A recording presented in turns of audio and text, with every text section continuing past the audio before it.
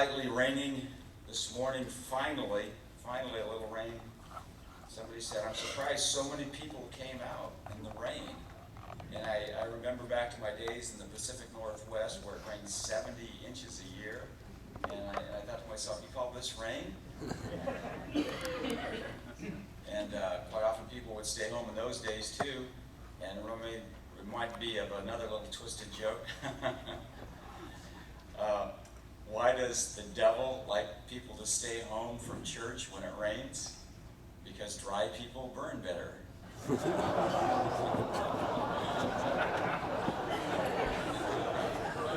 Since we're not real big on hell here,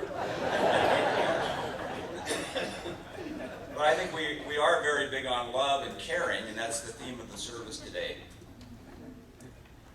Last week, Charlie Shook actually came back this week, taught his class, is looking good, sounding good. And as I spoke with him in the middle of the week, he said, I don't know how people go through these kinds of things, the kinds of things I'm going through, without some kind of faith or some kind of faith community. And I heard Virginia and Otis Maxfield kind of say the same thing last night. Virginia's in Sarasota Memorial Hospital with a fractured hip. Otis has been in poor health, but they're okay and appreciate so much the caring community they have here on Longboat Key. How do people go through these kinds of things without faith or without a faith community? As John Donne, the famous poet, once said, no man is an island. We are all interconnected in life, in death, in joy, in suffering. No one is an island. We really do need each other. So our great privilege and our great responsibility as a church is to hold each other up and to help each other out. I want to go back to the book of Hebrews again, to chapter 12. Strengthen your feeble arms and weak knees, so that the lame might walk and the sick might be healed. You've heard it said, live and let live. A beautiful way to run the world. The world would be a much better place if we would simply live and let live, or as the Buddhists say, do no harm. If we simply did no harm, what a wonderful place the world would be. But beyond that, I think a caring community of Christian love has to go to the next level. Not just live and let live, but live and help live. To hold each other up and to help each other out. One of the most powerful examples of that I know of, that I can remember, is the story of Derek Redmond. Derek Redmond is not a name that conjures up the memory of Olympic gold medals, but during the '92 Olympic Games in Barcelona, Derek Redmond defined the essence of the human spirit. He had been forced to withdraw from the 1988 Games in Korea only 10 minutes before the race because of a torn Achilles tendon. He had shattered the world 400-meter record when he was only 19 years old. After his injury in Korea, he had to undergo 5 surgeries, and finally he thought in '92 this was his big chance to make himself known, to let the world see what he could really do. Derek's father, Jim, had accompanied him to Barcelona as he had to all the other world competitions. They were best friends, as close as any father and son could be. And when Derek ran, it was just as if his dad was running right along with him. So the day of the big race arrived. It was the trial heat. The top 4 finishers in each heat would qualify for the Olympics. The stadium was packed with 65,000 fans. The gun sounded, the race began, and Derek quickly broke from the pack and took the lead. Going down the home stretch, less than 150 meters to go, he was clearly a shoo-in to make the finals. Suddenly, he heard a pop in his right hamstring. He pulls up lame as if he had been shot, his leg quivering. Redmond begins hopping on one leg, then slows down and falls to the track. Finally, he lays on the track, clutching his hamstring, and the medical personnel begin to run toward him. At the same time, his dad, Jim, sees his son in trouble, races down from the top of the stands, sidestepping people, bumping into others. He has no credentials to be on the track, but all he thinks about is getting to his son to help him. Later he told the media, no one was going to stop me. On the track, Derek Redmond realizes his dream of an Olympic gold medal is shattered. Tears of pain and disappointment stream down his face. As the medical crew arrives with the stretcher, Derek waves them off.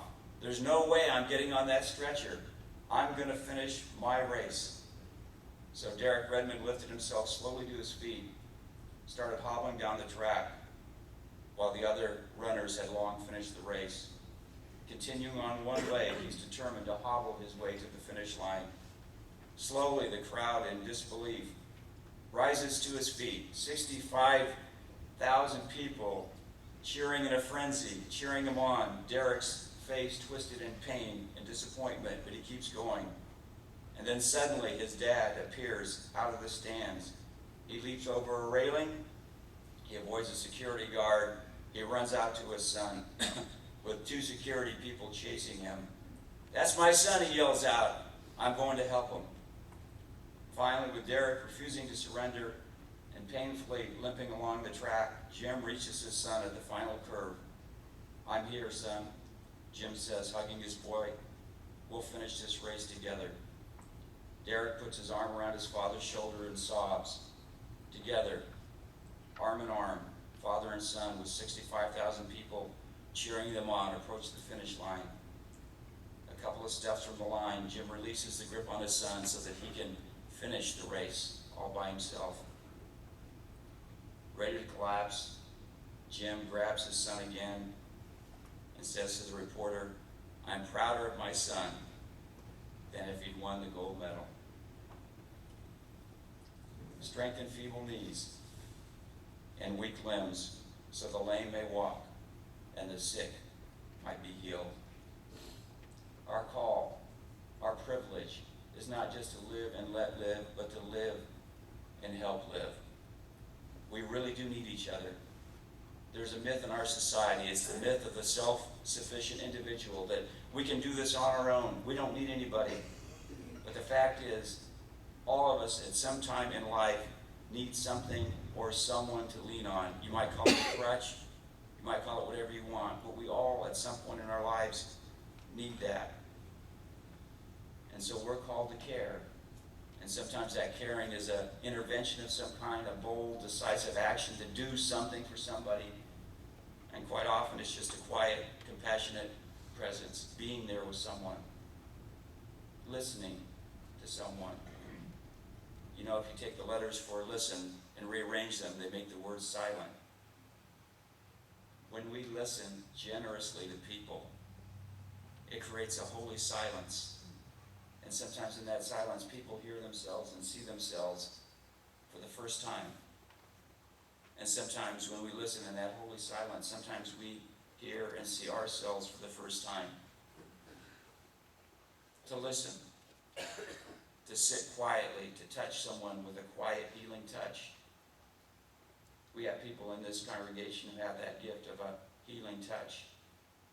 And what a powerful thing it is to be touched by someone who has as their only intention your healing, to sit with them and for them to sit with you quietly and be touched is a transforming experience. So sometimes in our caring, we're called to offer that quiet, compassionate presence. Sometimes it's called to be active, but however, what really matters is that we simply are there with the other person in their time of need. Not simply offering vague assurances about God or faith, but bringing that caring, compassionate presence. It may be a cliche, but I think it's so true. People don't care what we know until they know that we care.